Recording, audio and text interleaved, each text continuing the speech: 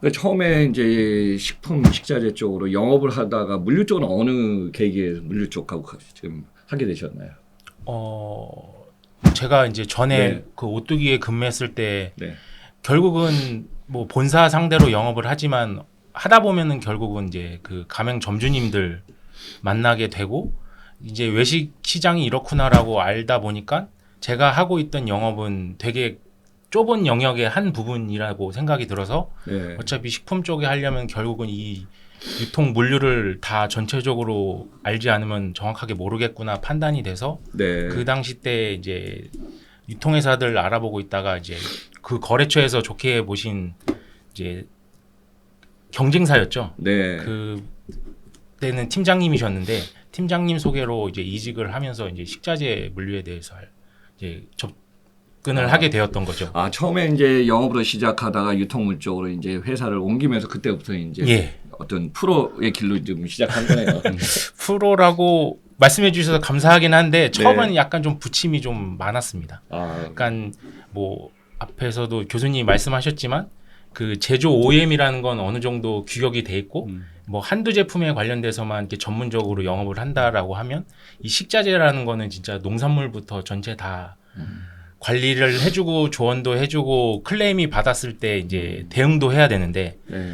초반에 이제 거래를 하면서 이제 점주님들이 이제 클레임을 하시는데 뭐 단가가 비싸다, 뭐 품질이 안 좋다 이런 쪽으로 클레임을 거시면 이제 자세하게 들어보면 이제 50원, 100원 때문에 막 화를 내시는 경우들이 있으신 거죠. 그렇죠. 그래서 이것 때문에 와 이런 영업이 쉽지는 않구나라고 초반에는 좀 부침이 좀 있었습니다. 그렇죠. 식자재 이제 상품 카테고리가 참 폭넓죠. 예. 농산물, 수산물, 축산물. 예. 우리가 이제 말하자면은 뭐 학교 급식부터 모든 게 다 들어가 있는 거 아닙니까? 지금 뭐 소모품까지 그러니까 다 소모품까지 취급하고, 지금 예. 다 하니까. 예. 그러니까 그런 걸 하면서 역시 그 영업에다가 유통 물류를 하다 보면 이제 뭐 경험도 많이 늘어지지만 상대에 따라서 이게 노하우가 많이 바뀌겠네요. 그러니까 어떻게 하면은 고객이 원하는 걸 갖다가 맞춰줄 수 있나 그런 것들. 예, 뭐 단순히 농산물만 말씀드리면 뭐 이 시기에는 당연히 안 좋다 뭐 이런 주기가 다 있는데 네. 이거를 모르고 그냥 왜 안 좋은지에 대해서 설명을 드리기가 어려운 거죠. 왜 물건 안 좋다 하면 초반에는 저도 몰라서 그냥 가락시장 가서 막 사보기도 하고 했는데 예. 가도 뭐 이게 뭐 시기가 안 좋아서 안 좋은 거기 때문에 하면서 알게 된 거라서 초반에는 약간 좀 그런 부분이 좀 어렵기는 했습니다. 현재 뭐 신입사원으로 오고 있는 후배들만 봐도 이런 그렇죠. 부분에 좀 어려워하죠. 현재. 예. 그게 경험도 중요하고 그때 산지라든가 이런 예. 것도 그냥 자기가 어느 정도 터득을 해서 자기 지혜가 있어야겠네요. 예. 이게 없으면 그냥 매뉴얼대로 해갖고는 이 접목이 안 되는 건 많겠네요. 아마 식자재 그렇죠. 오래 다니기는 어려울 것 같습니다. 특히 이제 제가 이제 시작했을 때 의식주에서 이 시계 문화 특히 먹거리 문화 상당히 민감한 까다롭지 않습니까? 진짜. 그 분야를 갖다가 영업하면서 여기까지 오셨는데 뭐 앞으로도 뭐 계속 뭐 프로로 가셔야 되니까. 예. 뭐 다른 거 할 줄 아는 게 없어서. 그래요. 지금 뭐 일단은 뭐 한 경험자로서 간단히 이렇게 좀 얘기해가면서 그러면 이제 국내 식자재 유통 물류 기업마다 어떤 이게 프로세스가 다르지 않습니까? 예. 식자재 유통 물류 프로세스 어떤 방향으로 지금 기업들이 움직이고 있죠? 크게 제가 그냥 현직에 있는 입장에선 크게 다른 것 같지는 않다고 생각은 들거든요. 네. 뭐 크게 뭐 농축수산 뭐 산지나 네. 제조 공장이나 직수입 회사 같은 곳에서 상품을 받아서 뭐 3PL이나 4PL 유통회사에 입고를 시켜서 그 상품을 해당되는 직영점이나 가맹점에 아니면 뭐 급식이라고 하면 그 해당 업장에 공급하고 있는 구조라고 보시면 됩니다. 이거에 크게 전체적인 구조상으로는 크게 차이가 없는 것 같고 네.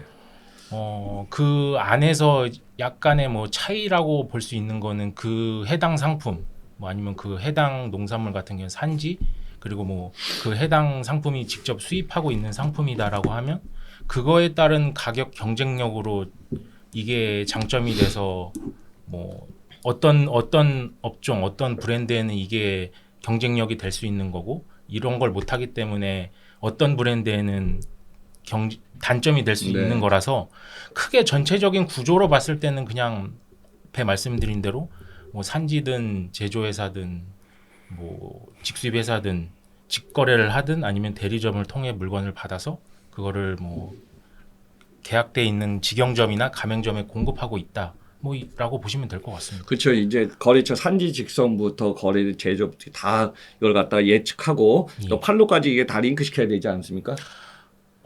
많이 쓰는 상품들은 뭐 아시겠지만 가격 경쟁력을 갖추려면 대량 구매를 해서 재고 운영을 해야 되는 거라서 네. 뭐 일부 상품들은 그렇게 하고 아니면 실제로 아예 판로까지 정해진 상품들을 사전에 매입을 해서 공급하고 있는 구조. 전체적으로 그러니까 그 유통업체의 그 센터 기준으로 들어와서 나가고 있는 상품 구조라고 보시면 될 것 같습니다. 그렇죠. 최근에 뭐 몇 년 전은 최근에도 이제 전국에 물류 거점이 워낙 중요하니까 거점에 보관해서 뭐 우리가 TC가 되든 DC가 되든 빠른 회전을 해야 되지 않습니까? 그리고 최근에 또 제주도에도 물류 거점 만들어서 예. 대다수 제가 이 말씀을 왜 드리냐면은 대다수의 기업들이 제주도가 인구 한 70만 명 되는데 제주도 거점을 갖다가 물류센터를 해갖고 델리버리를 스톡해서 델리버리 하는 게 쉽지 않거든요. 그래서 그 잘하는 기업한테 이제 3PL을 맡겨서 거기서 이제 모든 걸 좀 완톱 서비스 하라고 보내주지 않습니까?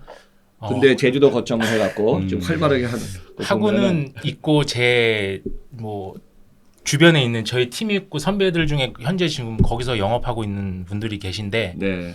뭐 말씀하신 대로 이제 그 센터 거점으로 해서 영업을 하고 실제로 공급을 하고 있다고는 하는데 영업하는 입장에서는 사실 제주는 약간 지역성이 강해가지고 네, 그걸 확대하기가 좀 쉽진 않다 그런 얘기는 들었습니다. 네, 맞아요. 좀 어떻게 보면 뭐 일반 우리가 화물을 가든 택배가 되든 뭐 하든 제주도에 도착하는 지점부터는 가격이 그냥 뛰지 않습니까? 이 부분이 이제 제주 특성인데 그래도 물류 거점을 많이 갖고 계시고 또 지금 제주까지 하면서 전국 네트워크를 확보한 거는 앞으로 이제 시장의 성장성을 더 크게 본 거 아닌가 이렇게 보고 있습니다. 네.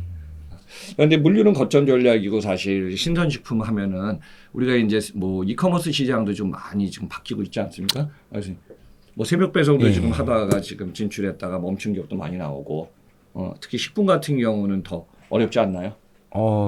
신선식품은 진짜 정말 신세계죠. 신선식품을 물류를 통한다는 거는 정말 고난도의 진짜 시장인 것 같고요. 특히 그 중에서도 이 산지에서부터 물량이 지금 들어오기 때문에 중간에 콜드체인은 원래 이제 팜도 테이블이니까 산지에서부터 식탁까지 콜드체인이 이어져야 되는데 그 중간 관리가 사실 너무 어려워요.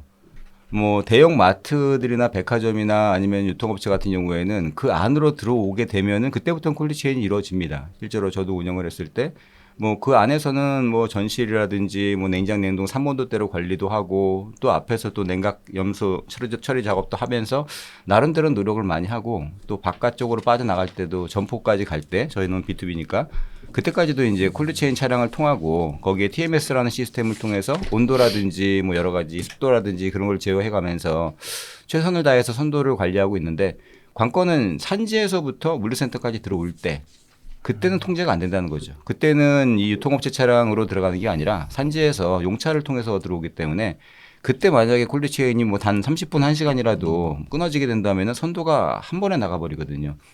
그래서 그런 부분들이 유통업체에서 관리하기가 어려운 영역이고 아마 비슷하게 그런 고민을 좀 하고 계실 거예요. 선도가 어떤 데는 좋고 어떨 때는 나쁜데 그 부분을 또 검수를 통해서 계속 회송할 수도 없는 거고 그러다 보니까는 그 인프라가 잘 돼 있는 그 기업이 바로 이제 아까 말씀드린 뭐 마켓 컬리 같은 경우 컬리죠 지금은.